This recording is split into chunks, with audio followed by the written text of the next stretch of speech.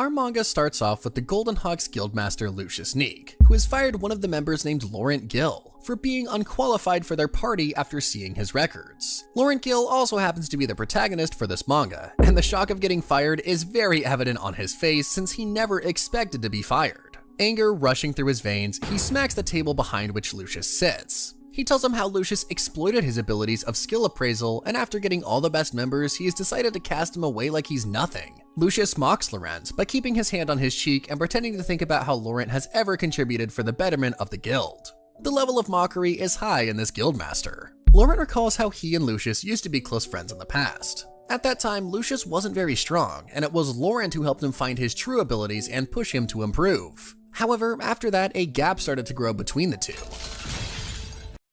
Lucius started to get stronger and climbed the ladder of success rapidly. He even gained fame and became well known amongst everyone, whereas Laurent, who lacked the social skills, started to fall in the darkness and remained an ordinary guild member.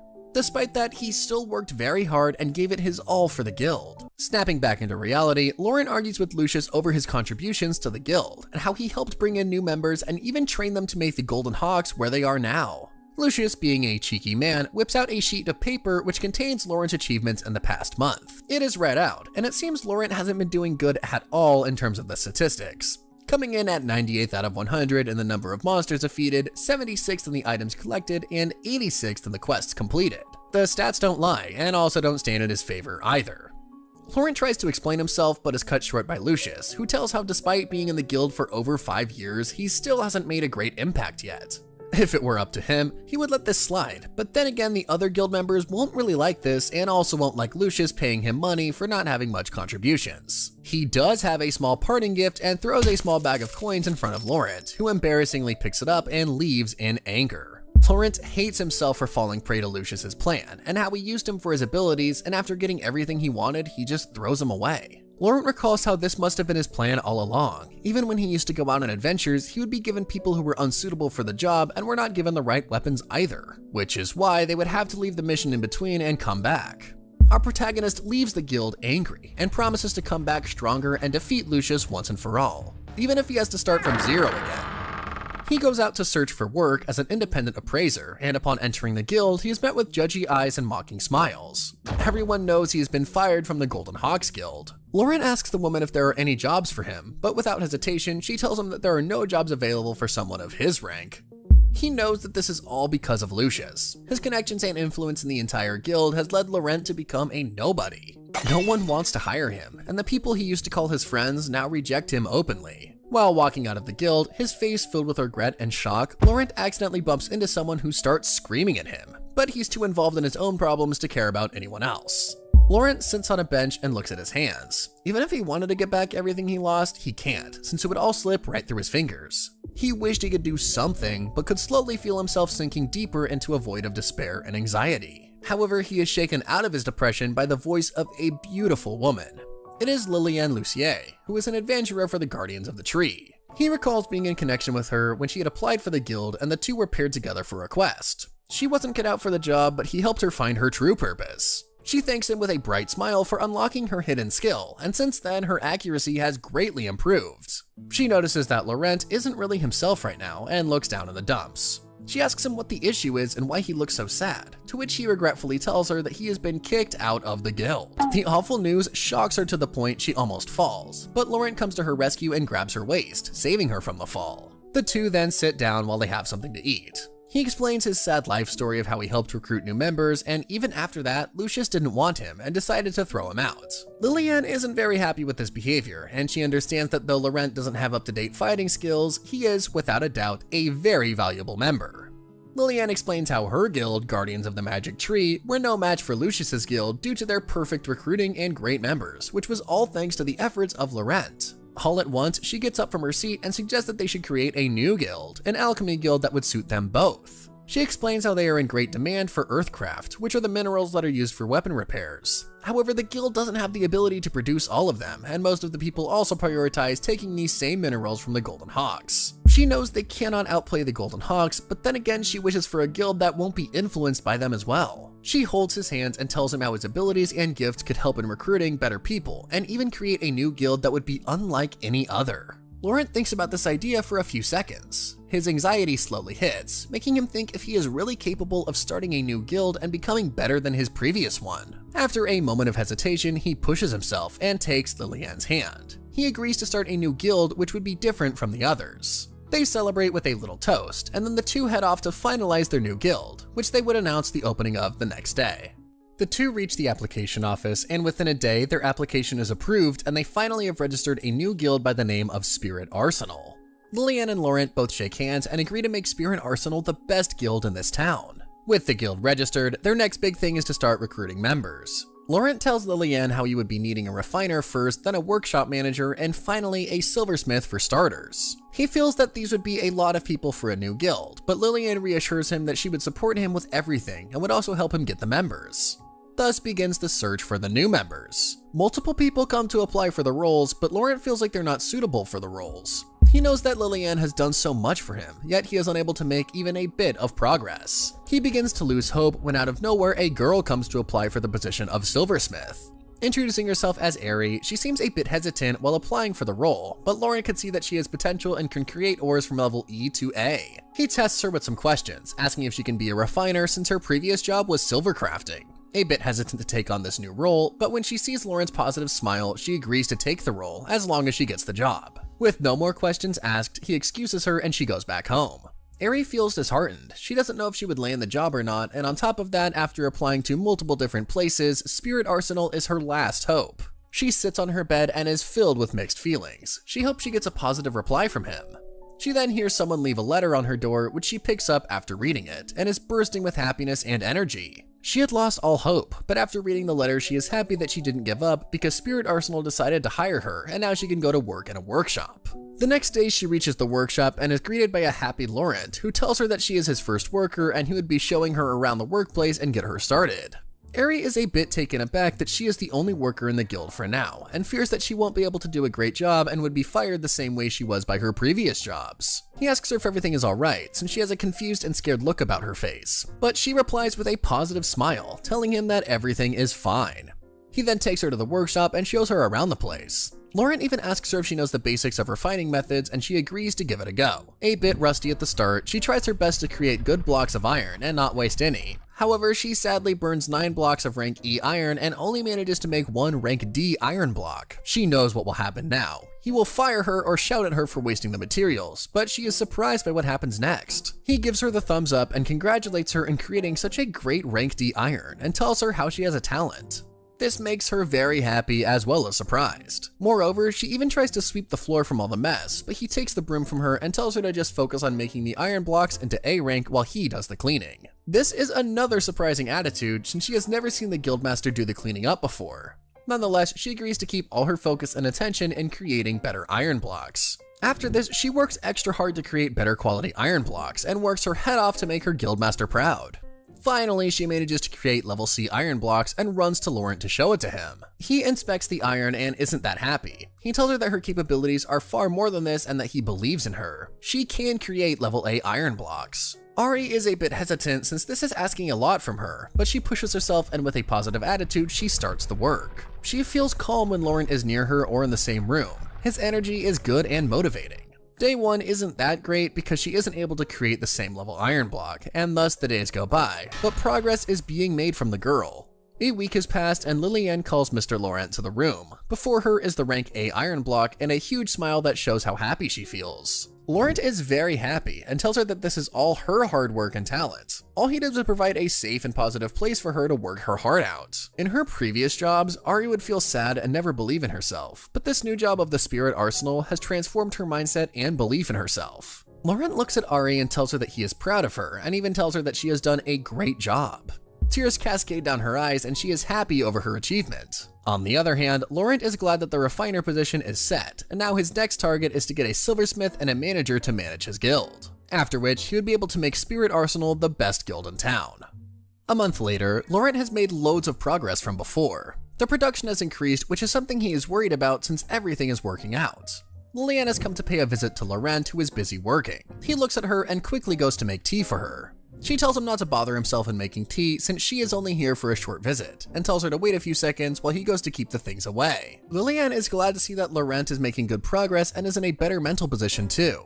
By this time, Ari comes out of her workplace and calls out to Laurent for a bit of his help. She sees Lillian and respectfully greets her. Lillian asks Laurent if she is the girl whom he had hired, and he agrees. He then shows her the rank A block that she had just completed, and Lillian's mouth hangs open in amazement over the way it has been made. The perfection and skill needed to make it is unlike any other. He tells her that not just the earthcraft, but everything else that they have has been made by her. Lillian asks if she really did make it all by herself, to which Ari raises her hands in embarrassment and explains how she was just following the guild master's instructions. Lillian is happy and reassures Ari that if she continues to create such wonderful and high-rank blocks, then the Guardians of the Magic Tree would do their best in quests to match her efforts. Then she tells her to stay tuned for their upcoming dungeon conquest. With that said, she and Laurent both leave the place to have a small discussion.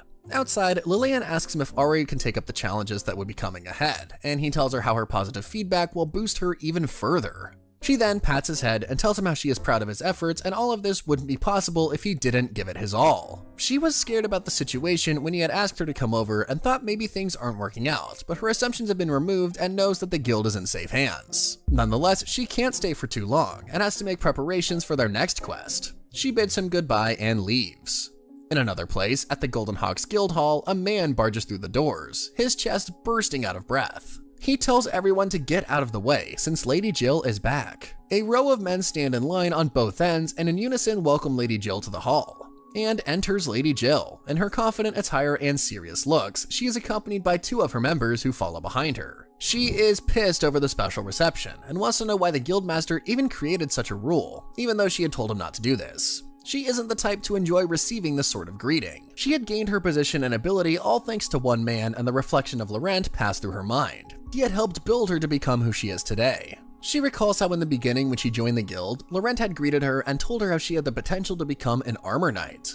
At that time, Jill wasn't very confident in herself and was just an average archery girl. She had complained at the time how her stamina isn't fit to make her a knight, but this positivity is something she can't ever forget. Since then, she recalls training under him, and boy did this training know no bounds. She did all kinds of basic workouts for an armor knight, even did melee combat and offensive along with defensive training. She used to be soaking wet with sweat while looking back on those days. The training was harsh, but the fruit she got after it was even sweeter. After meeting the quota, she was relieved to have finished the training and moved forward in completing quests. After passing the quota, Laurent had a small surprise for her. He takes her to the guild, and after reaching the end of the hallway, he points towards a door that he calls as the high-ranking door. He opens it, and right before her eyes, she sees a wonderful strong sword hanging on the wall. Laurent tells her how the sword was designed specifically for her. She at first hesitated to take the sword, but after being told how he believes in her abilities and that she can definitely make it, she takes the sword and in her mind knows that she wants to become a first-class armor knight. After that special moment, she was kept into a group and made to go fight in a dungeon.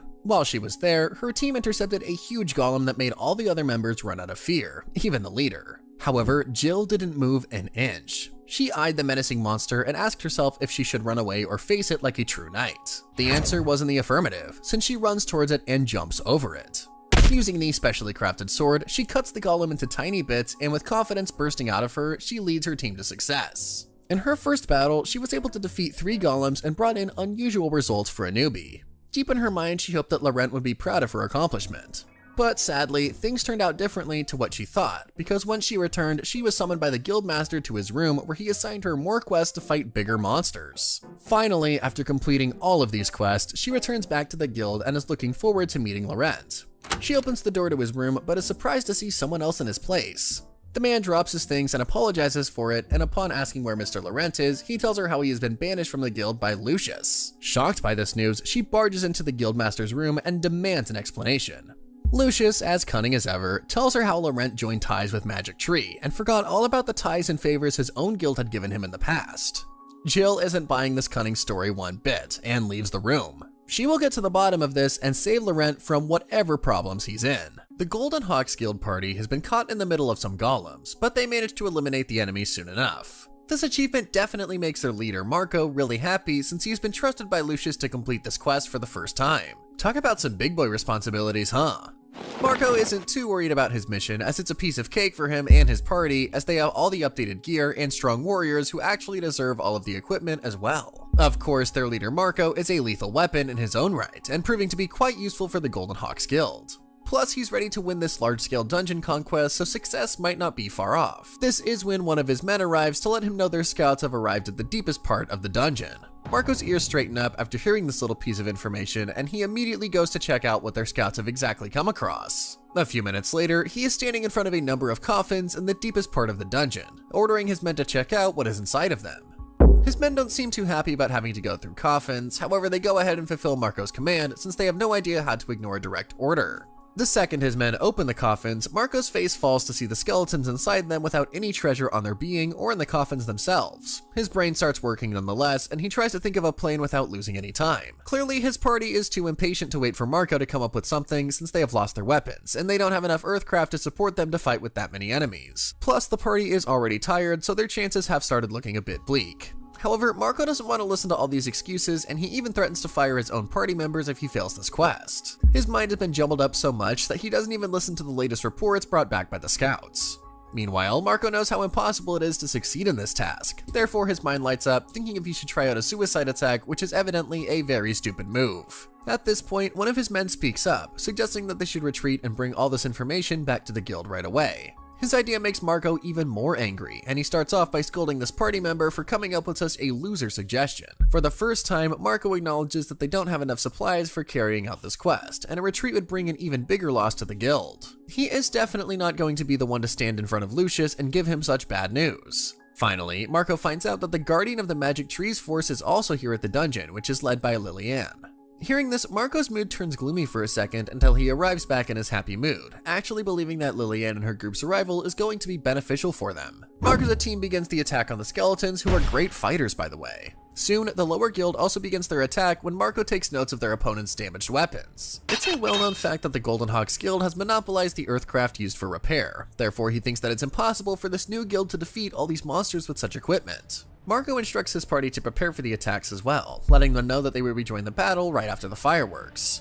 On the other hand, Lillian has used so much of her magic to destroy the monsters, shocking everyone around with such great power of hers. Marco obviously thinks that she can't keep using her magic continuously, so it might be the right time for his party to jump in and claim victory for themselves because their opponents have depleted their weapons. The next second though, he gets the biggest shock of all, when Lillian repairs his weapons with the Earthcraft.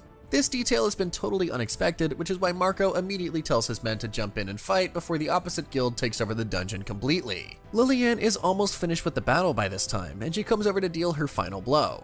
The entire dungeon lights up with fireworks, and she is glad to find out that all the monsters have finally been eliminated. Their efforts have really turned out to be fruitful, and this makes Lillian smile, as she is well aware that getting this win is really important for Laurent as well. Marco has brought back the entire report of the battle in the dungeon to Lucius, who is obviously not happy after hearing that his guild members were just watching their enemies battling in the dungeon without even doing anything.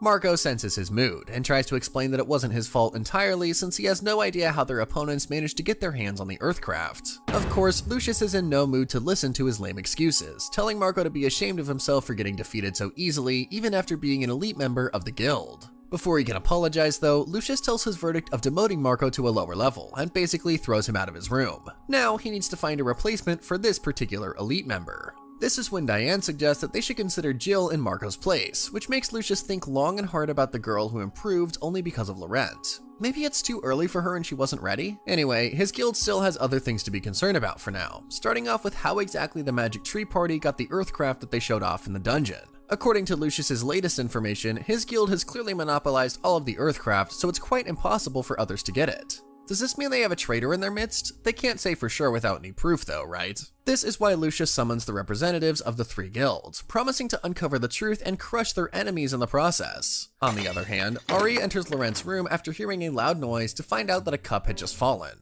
His state clearly tells her that he is overworking himself since he has to train the 4 people that he hired on top of his own work. Laurent doesn't really reply to her questions, as he just remembers that there's an interview to be taken care of. Hearing this, Ari decides to handle the interview so Laurent can catch a much-deserved break. Her sweet gesture is obviously appreciated by her friend, who realizes that she is right, and he really is losing himself in the entire workload. Laurent knows that they need the workshop management skill, or he might just end up losing his mind in the entire process. This is when a young man named Ling enters the room, and it looks like he's applying for the mineral mining job. Laurent takes a moment to observe Ling, finding out that he has the first-rate skill in this department, which means that he's self-aware too.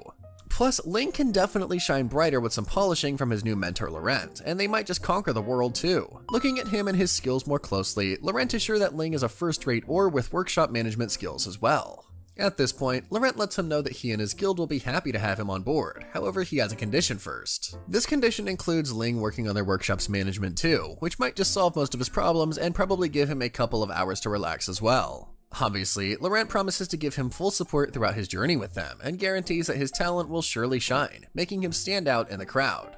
Ling thinks about his condition for a second, however his expression doesn't seem to reflect any kind of confidence. Turns out that Ling isn't too sure about this gig as he has never worked on management before, so his lack of confidence makes total sense now. Maybe Laurent's request is enough to sway him because Ling agrees to his condition after his insistence. The deal is done, and it looks like there's a lot of excitement in store for the new member of the guild. First off, Laurent explains the management work by showing him the magical accounting book, which surprisingly is known by Ling already. Apparently, Ling has seen it in town before, which makes Laurent tell him the best way to learn is to put it into practice. This is why he tells Ling to write his name on the book, and his request is completed by his new team member right away. The second he writes his name though, the numbers start floating, which leaves Ling in shock since he has never witnessed something like this before. It's obvious that he didn't know how the book works, therefore Laurent explains to him that this item can calculate the expenses automatically if someone has the workshop management skill. If they organize the data in it, the number will naturally reduce. It may sound confusing, but Ling is smart, and he will surely learn it all when he begins practicing on the job. Trying to make this all sound simple, Laurent tells him that his main job is to reduce their workshop's cost by eliminating all of the waste. Ling might not be sure he can do this, but he is excited to give it a try. He has understood what he needs to do, plus he seems to even accept that this job might be very well suitable for him. Later, Laurent meets up with Liliane, who thanks him for helping them win the dungeon conquest from Golden Hawk, as he was the one who provided them with all of the supplies.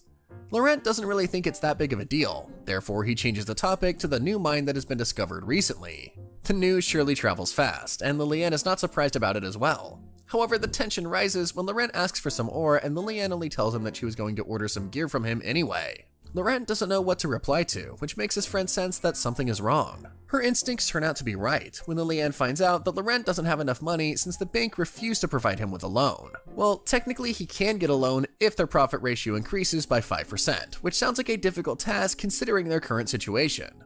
Thankfully, he is still optimistic and promises to deliver the requested gear to her as soon as he can. At the workshop, everyone is working hard, including Ari, who is only thinking about returning Laurent's favor, and Ling, who is consumed by his goal of increasing the profit ratio by 5%. So far, it's only increased about 2%, so he is aware that he must do more about it. He continues to look after his responsibilities, however he isn't confident about meeting his deadline as he believes that they don't have enough time for the pace that they are working on. With all this pressure, Ling gets too frustrated one day when Laurent arrives, trying to make him feel relaxed about reaching his ultimate goal. He appreciates Ling for growing day by day, which is why his only advice to him is to be patient and believe in himself. His word does some kind of magic on Ling, and he immediately gets to work, while Laurent stays behind, hoping that his new friend will understand his hints. The work continues for a long time, and it seems like it's progressing fast with all the hard work, and it takes a lot of toll on the poor manager. One day, Ling starts seeing the numbers in the room floating around, which makes him realize that he has unlocked a higher version of his workshop management skill. He definitely comes out as a changed man, with more focus on the safety around the workshop, and this actually ends up making Laurent quite pleased with him. Ling finally manages to increase the profit ratio by 5%, and they can really produce all the gear now, so it's great news for Laurent. However, before jumping into that, they still need the ores, which makes it the perfect time for Laurent to give Ling his own dungeon pass. Ling's eyes light up when he thinks about the prospect of a new adventure, and he runs off after asking Laurent to wait for him until he brings some good news. After he leaves, Laurent is happy about being able to make the gears since he doesn't seem to be worried about the ores. His business thoughts are interrupted by the arrival of Diana, who enters with a smile on her face, making it obvious that she is well acquainted with Laurent. Diana sits down at one of the tables, complaining about the barren workshop when Laurent asks her about her exact business after offering her some tea. Of course, she complains about the beverage like a snooty person, and Ling clearly does not appreciate her arrogance, but it seems like they have to tolerate her presence for now. This is when Ling asks what kind of business brought one of the Golden Hawk's elite members to their workshop, and his question is pretty valid. However, Diana is in no mood to answer. It turns out that she's here to offer Ling a position in the subsidiary of the Golden Hawk, as it's obvious that living in a small workshop like this must be hard for him. Is she just here to save him with kindness, or is there an ulterior motive behind her innocent face? Her offer makes Ling angry, while Laurent only smiles, promising to consider it according to her condition.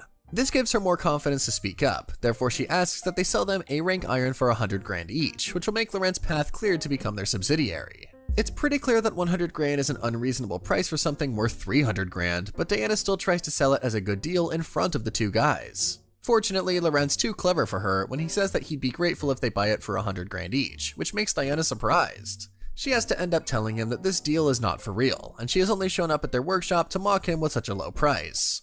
Diana goes away, angry at Laurent for ruining her bully moment, and she begins wondering how exactly Laurent ever hopes to earn a profit if he sells his iron for 100 grand. She guesses that money's not an issue if he is Lillian's lover, so this day has become a waste of time and energy for her. Meanwhile, Lucius is summoned by Count Elson, whose daughter is getting married, and it sounds like he wants him to prepare silverware for the wedding.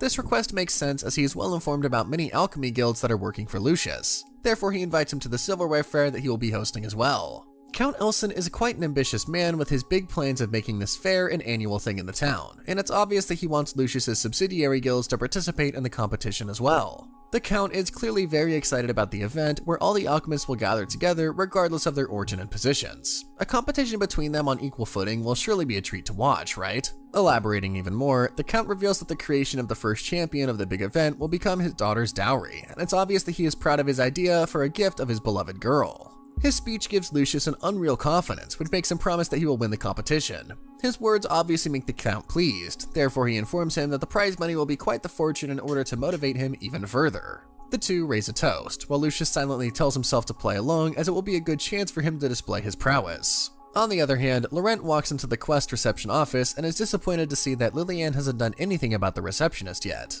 Half-heartedly, he informs the receptionist that he is looking for 5 individuals with the mineral mining skill above B rank, plus 5 individuals with the item storage skill above C rank. As always, the receptionist is of no real help as she only replies that there isn't anyone available with the mineral mining skill. She seems a bit embarrassed about it though, so Laurent decides to not make this day even worse for her. Moving on, he only asks her to send his request to the 5 individuals with the item storage skill. Moreover, she can always contact him when she does manage to find people with the other skill that he's looking for, right? He finds that it's evening when he walks out of the office, suddenly remembering that he's supposed to be hungry at this time. Deciding to take a break, he enters the tavern, which doesn't sound like a bad idea to him at the moment. The second he sits down at the guild, Laurent is recognized by the manager of a refinery guild named Zenth, who is too excited to run into him.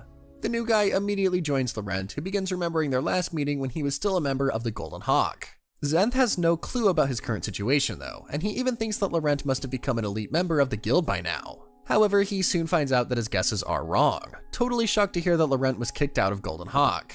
Instead of playing the victim card, Laurent assures his companion that he's doing great, which makes Zenth talk about how Lucius has driven the refiners away to do their work, demanding them to deliver A-rank iron at the price of 200 grand each.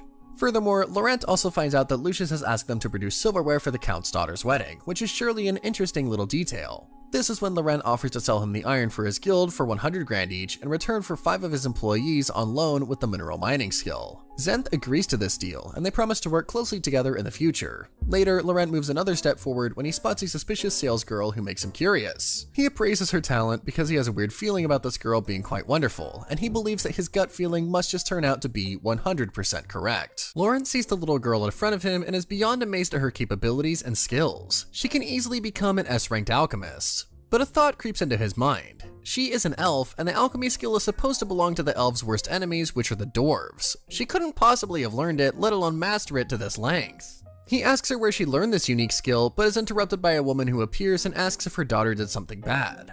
The woman introduces herself as Sils, the mother of this young elf, and what does the man want with his daughter? Laurent introduces himself as an appraiser of an alchemy guild. He explains how he appraised her skills in return for the flower that she gave him. He also noticed that the girl whose name is Chial has a unique gift such as silver crafting.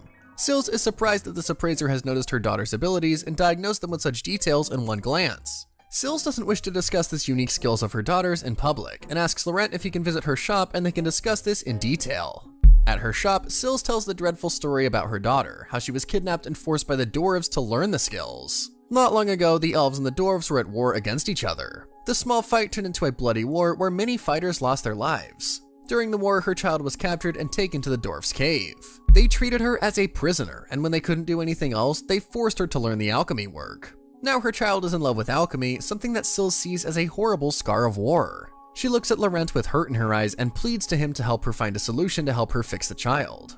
Before he could give her any solution, he asks Sills if she's willing to change her thinking. Then he tells her to see the brighter side of the situation. Maybe what she sees as a horrible scar of war could be instead a blessing in disguise. Sills shouts at Laurent. How can he suggest such an idea? He further tells her that he can see potential in her daughter and she has a bright future, which he would like to save by letting her work with him and in return turn her into an S-ranked alchemist. Upon his request, Chial's father Isua has arrived and he outright denies ever letting Chial work for him. He reminds Laurent of how his daughter got that skill and the traumatic past that came with it. How can he ask his daughter to do the same work that is done by the monster dwarves? Her father wishes to forget about the past and so politely asks Laurent to leave their shop. Laurent is heartbroken over his efforts being in vain. Not only is her talent being wasted, but her desire to learn and become great is also being thrown away. A father who wishes to forget the past and a daughter who still sees the bright side despite it all. Both of their views are conflicting, yet he can't do anything about it either.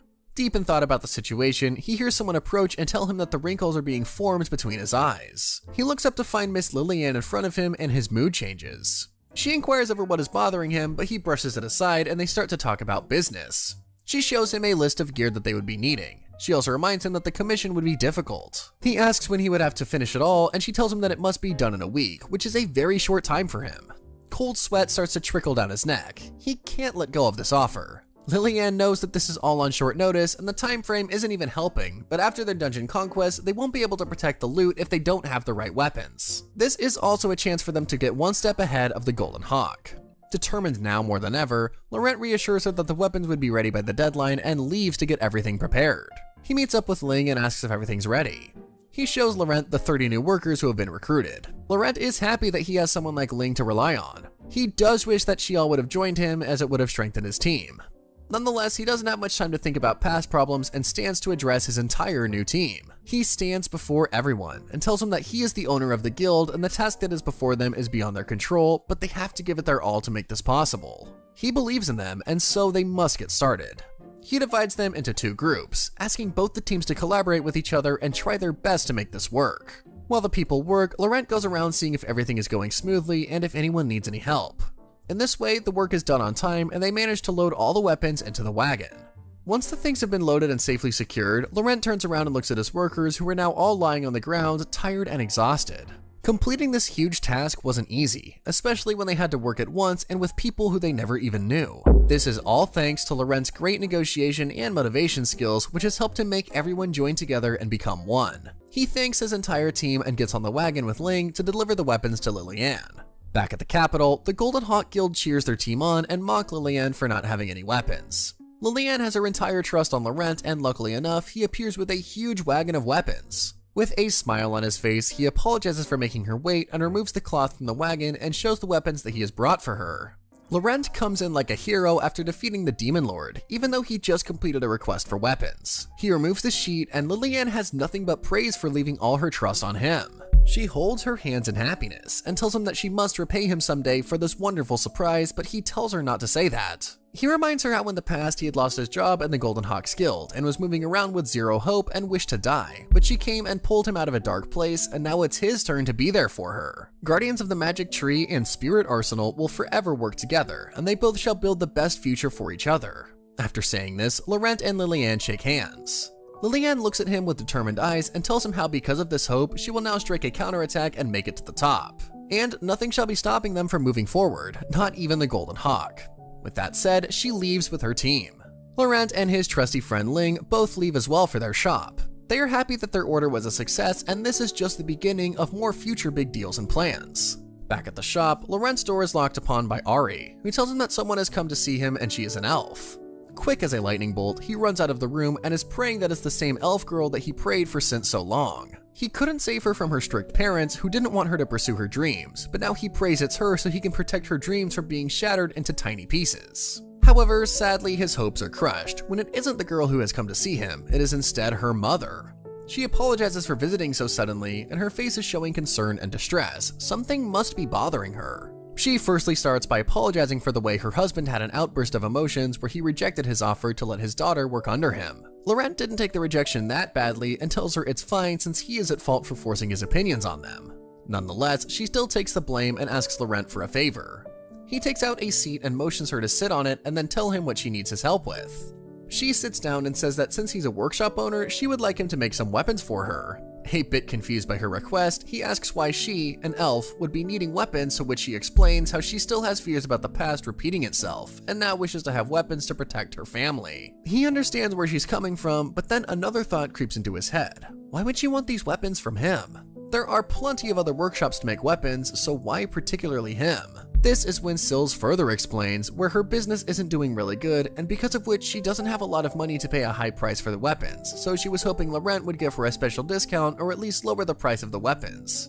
She bends down and begs him to accept her request. Without the weapons, her family would be in danger, and the main reason they even came into town was to obtain gear and protect themselves against the monsters. Laurent, a bit taken aback by her words, could only muster 2 words out of his mouth. "I see," and then asks her to show him the products she needs and the budget she has in mind to pay for them. Sills takes out a piece of paper with an entire list of weapons and hands them over to Laurent, who goes through it quietly. She, on the other hand, starts banging on his desk, demanding him to help her, and that is her limit. She cannot cross it. Whoa. Someone needs to calm down and not just push the S-ranked appraiser. After briefly going through the list of weapons, Laurent gives her the bad news. He tells her that he can't do 50% of the order within the tight budget that she has shown, and without looking in her eyes, he apologizes. Well, of course he would say that. What else could she expect? The mother is distraught. She makes a sad face and hangs her head down. She hoped that there could be a slight chance that he would agree, but it seems like he won't. She then asks in a defeated tone if there is nothing that she can do for him to change his mind. Laurent thinks hard and the image of Chial crosses his mind. Then it hits him. He looks at her with determined eyes and asks her if she's willing to let him hire Chial. If she does, then maybe he would be willing to fit in the weapons and the budget that she has given him. Sills apologizes, and she tells Laurent that she can't take any decision without her husband's permission and would have to sadly leave. Laurent forms his hand into a tight fist by his side and grips it tightly. He has lost another chance to recruit the talented little elf, and there is nothing that he can do now to stop it. She bows her head and apologizes for her unreasonable request and leaves the shop. Poor Laurent is heartbroken and he can't do anything. 7 days have passed since his interaction with Sills, and Laurent has since then locked himself in his room and has been moping about the missed opportunity. Ari enters his office room and tells him to stop working so hard and not to shut himself in either, since he could be missing out on other important tasks. This is when he realizes that he has an appointment today, and he jumps out of his seat and races out of the door. Ari looks from behind and hopes to see her boss soon. Laurent meets up with Lillian and apologizes for being late. Without wasting any more time, they get down to business, and it seems Lillian has something really important to discuss as well. She asks him if he would like to buy silver ore from her, since plenty of it has been mined from the dungeons that they have visited recently. Golden Hawk has monopolized all the alchemists who can manufacture it into silverware, so he should also jump on the bandwagon.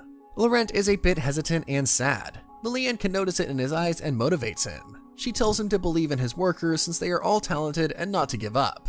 She then gets up to leave, and on her way sees Chial, to whom she whispers into her ear to talk to Laurent, since he would listen to her. Chial approaches Laurent with an ambitious look about her. She requests him to listen to her.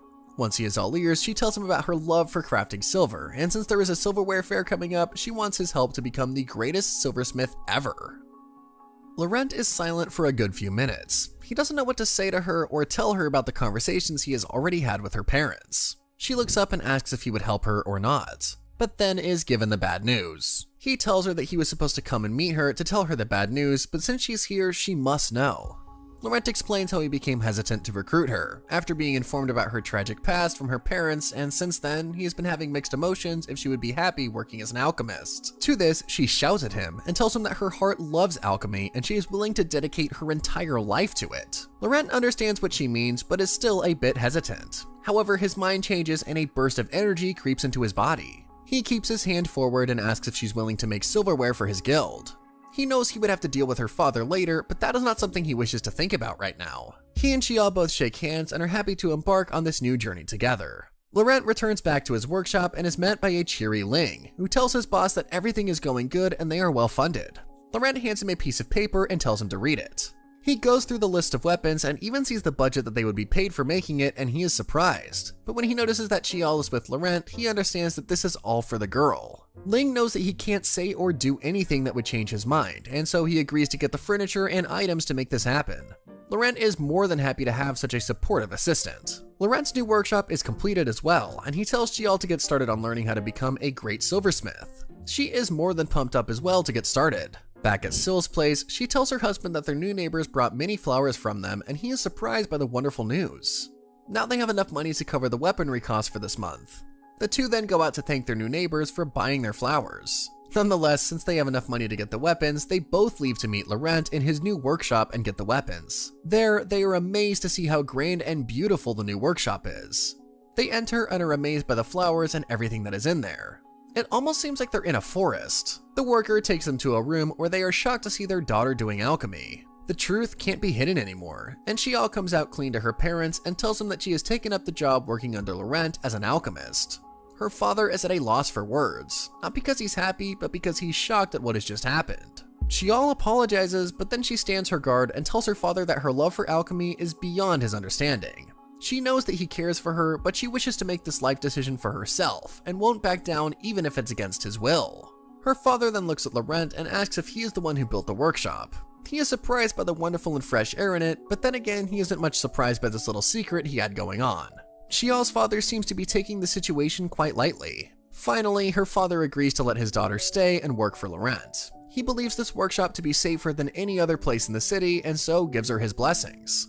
Laurent can now officially introduce Xiao as their new silversmith, and everyone cheers her on. One of the members comes up and showcases his new finished A-class weapon that has the ability to destroy anything. However, it has one flaw, and that is that it'll shatter after delivering a critical blow. To this, Xiao tells him that he would need to use this product design skill to enhance it. This makes everyone happy that a young alchemist is so talented. Next comes the training and studying part for Xiao, who is taught by the one and only Laurent himself. She instructs her to memorize the books, and she pretty much does so to the point that she falls asleep.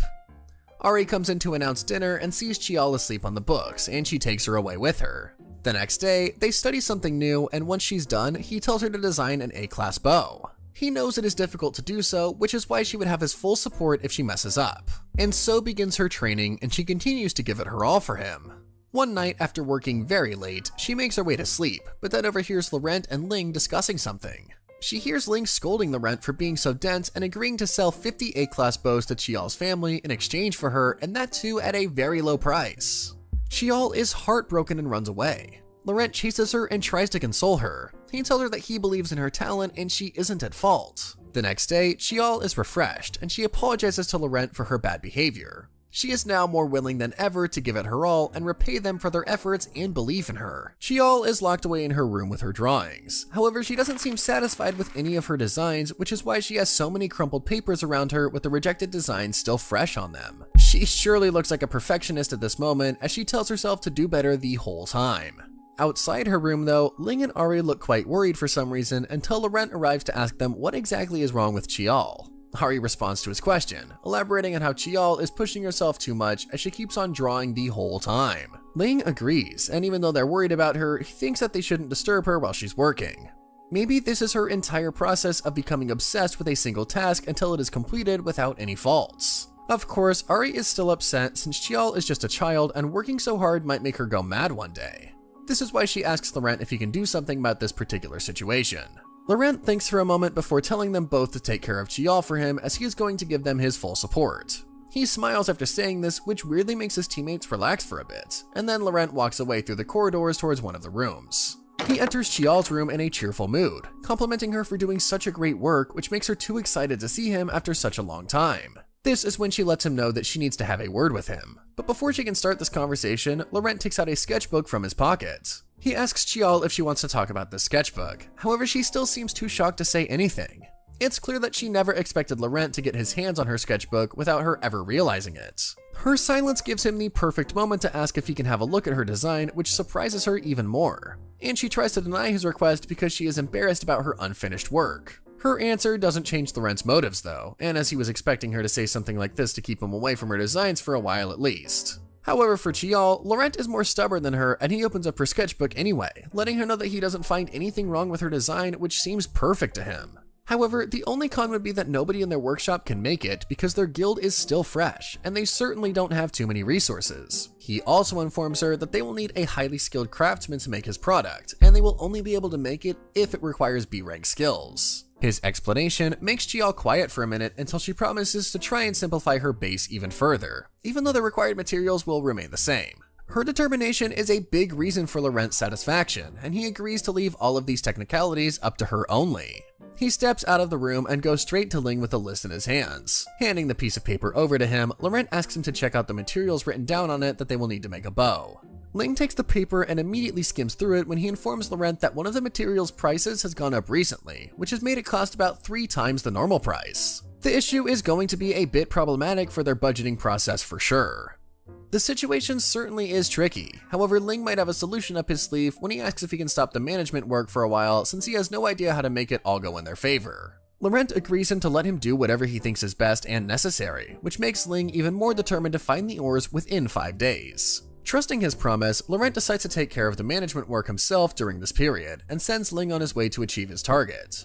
Before leaving, Ling turns back to let him know that he also wants to do something for Chial, and leaves the workshop hoping to do his best. The entire guild keeps working hard through this time, with Chial's constant drawing still going strong, Laurent handling the guild, and Ling trying to arrange the ores just like he promised. 5 days later, Chial steps out of the room with the happiest expression on her face, announcing that the design's finished and it's now within the capacity of their workshop as well.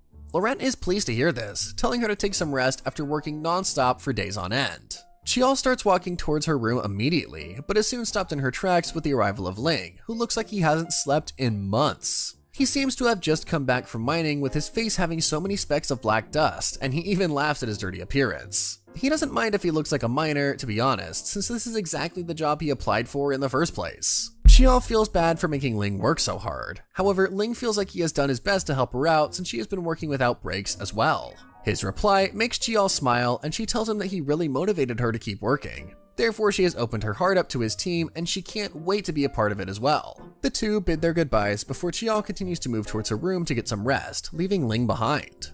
Of course, he doesn't remain alone for long as Ari shows up just in time to notice that Ling has made up with Chial. However, she's worried about him being tired after all the mining work that he has done. Leaving it all up to her, Ling hands over the ores to Ari, who goes alone into the workshop as it's her turn to pull an all-nighter for the guild, trying to make the weapons that they have been asked to make. A few days later, Laurent's entire guild goes over to deliver the weapons to the elves, which makes Sils quite surprised as he never expected them to succeed in achieving it.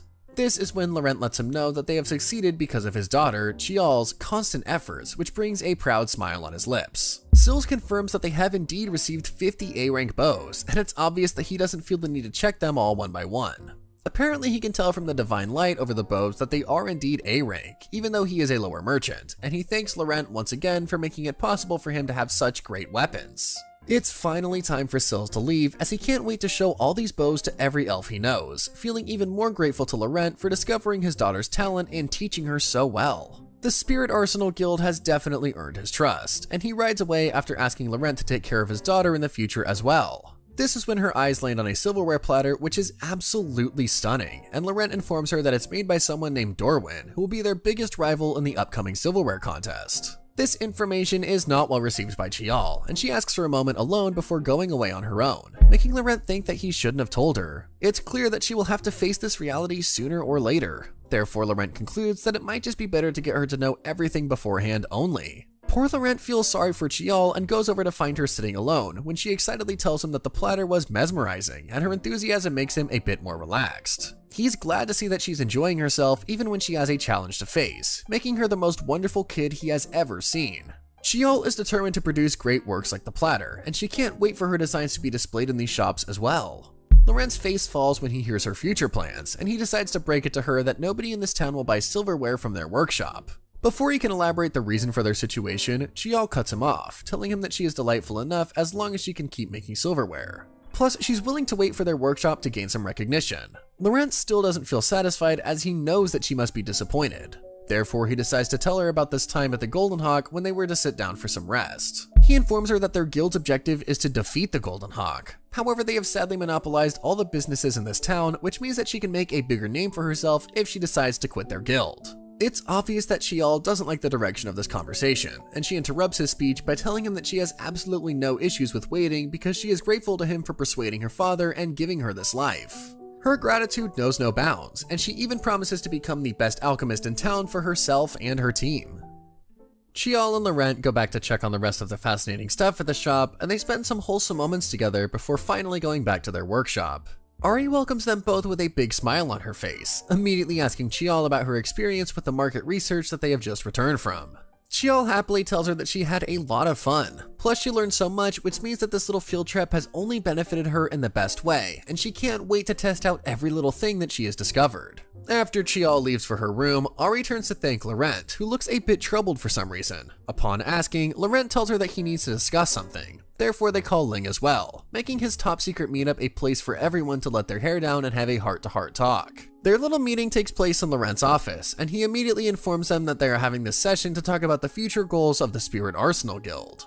In their current situation, they don't have any trading partners other than the Guardians of the Magic Tree, and he wants to participate in the silver craftsmanship competition to improve this. They are all well aware that this competition is being organized by Count Elson, making Ling agree that it will surely be good for publicity. However, they have to come up with something regarding the profits. Coming to this point, Laurent speaks up about the Golden Hawk not knowing that they can smell earthcraft, which is why Lucius suspects his own alchemist guild keeping the smelters away from the pods.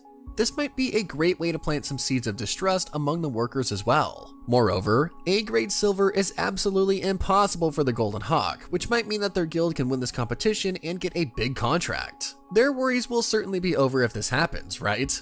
Furthermore, they can always walk with their head held high in front of the arrogant Lucius. Laurent also mentions Chiol, whose skills are equivalent to an S-rank silversmith. On the financial side, it may cause trouble for them in refining such a huge quantity, but Laurent strongly believes that this is where they can defeat the Golden Hawk, which is why he needs everyone's strength and support to see it through. Happily, Ling starts to calculate the budget, which seems tight to him for now, however he hopes to find a way out of it as well. They will surely celebrate their big win after finally defeating the Golden Hawk and taking their power away. If it does end up happening outside of a dream, Laurent will be the happiest person in the world for sure.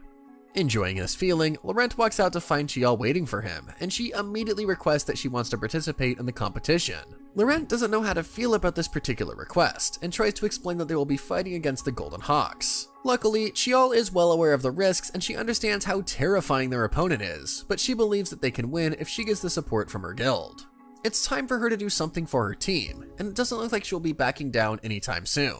She doesn't care about the funds or the scheduling difficulties either, as winning is the only thing on her mind. Laurent and the rest of the guild agrees to lend their entire support, and they immediately begin brainstorming some ideas about what they can possibly make for the competition. Since they don't have much time left, they will have to come up with an idea sooner rather than later. Fortunately, Chiol has a very good idea up her sleeve, revealing that she wants to make a product named after their workshop. On the other hand, Jill has arrived in Lucius's office, telling her that he has heard about her exploits in the dungeon quest. He is clearly impressed by how remarkable she is, as things would have been much easier for him if this entire guild was like her. Sadly for him though, there's a world of difference between her and the slackers in his team. Deciding that complaining about it won't help much, he decides that they should talk about work, therefore he hands her a piece of paper, claiming that this job is totally worthy of her. Jill is surprised at first while Lucius continues to explain a bit more about the upcoming competition. Apparently, he wants her to take on the role of delivering silver craftsmanship to the bride, which is an honor given to the winner of the competition. Jill looks really confused as she believes that this is suitable work for a craftsman. However, her response doesn't sound too good to Lucius, as he knows that this competition attracts participants from both inside and outside of the city. This will present them the perfect opportunity for their guild promotion without incurring too much marketing costs. Jill wonders if they can afford to have an alchemist covered in dust and smoke in such a place. However, Lucius doesn't care about their efforts since results are the only thing that matter to him. It's obvious that he has never put an effort into anything, since he has no empathy for people and their hard work. Of course, Jill tells him the bitter truth that he is neglecting those who genuinely make an effort. If he does keep on doing it, then people will stop wanting to work for him, right? Her questions don't catch him off guard, as he responds that people who put in efforts don't produce results, and people who do give results truly deserve a reward. Hearing this, Jill asks if she can get a reward as well, requesting him to bring Laurent back into their guild. Lucius clearly doesn't like that, as she is insisting on such a man. Moreover, he is even more upset when he finds out that Jill isn't willing to give her full effort without Laurent. Lucius is baffled because he always thought that Jill's achievements were all thanks to her own merit, screaming at her to cut it out since it's not appropriate for the guild to let someone rejoin who was expelled recently. The loyal Jill knows that Laurent has achieved much more than Lucius seems to agree with, as he says that Laurent was expelled because he lacked in some areas. Ending it on this note, the conversation is pretty much over for Lucius, who expected it to go a lot smoother than this. Jill leaves the room after Lucius tells her to think about the rewards again, and Lucius goes back in depression, having realized that he can't trust Jill after all. maybe he needs to reconsider the formation of the main force. However, his mind can't think about anything other than how bothersome Laurent has become in his life. Back at Laurent's workshop, his team is preparing for the competition in full swing, with Chiao working day and night.